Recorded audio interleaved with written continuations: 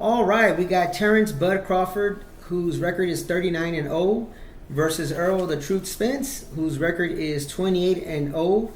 We're gonna run down the last four fights. Crawford's last four fights were David Evanesian, Sean Porter, Kell Brook, and Cain Velasquez. Spence fought Ugas, Danny Garcia, Sean Porter, Mikey Garcia. And I'm gonna break it down for you real quick on what I think about these fights.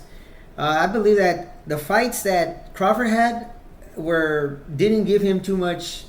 He didn't gain much experience out of these fighters. I'll tell you why. David Evanesian ducked Virgil Ortiz, who's not even a champion yet, and yet he ducked him but fought Crawford.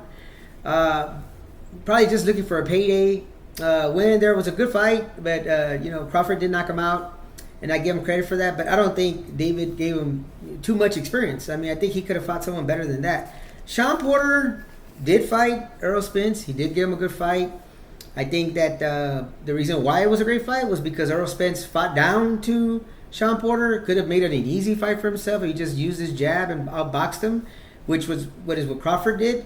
Then it ended in a very controversial fashion. So, I mean, many people criticize Sean Porter's dad for throwing in the towel, whatever happened there. Kell Brook, by the time Crawford fought Kell Brook had lost, I think, 3 or 4 years before that to Spence. Kell Brook depleted himself, looked extremely dehydrated, looked like a zombie the day of the weigh-in of that fight.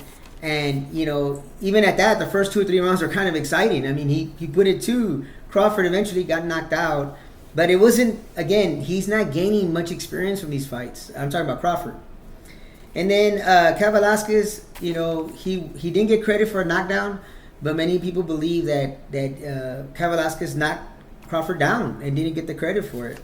So I just don't think Crawford is getting the right amount of boxing experience or fighting experience against these fighters. They're almost too easy fights for him. And on the other end, Spence beat Ugas, who had just beat Manny Pacquiao, outdid him with his jab, ended up knocking him out.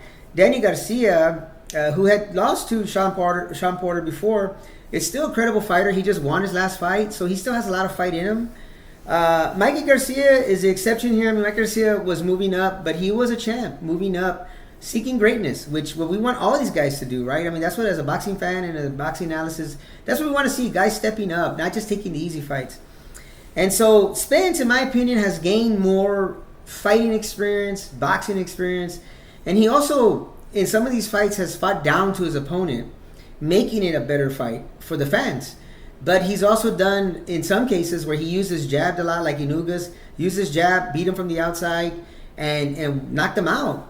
So, in my opinion, Spence has the better record and has the better boxing experience and fighting experience, and I give him the edge. So I believe that Errol Spence's fighting experience is going to come to play here on July 29th in Las Vegas, and that he's going to win this fight. I think it's going to be a good fight. It's going to be a close fight, but I don't think it's going to be as close as some people think it's going to be. I think it's going to be a hell of a fight, but I give the edge to Spence, and probably winning by 2 to 3 points on the scorecards.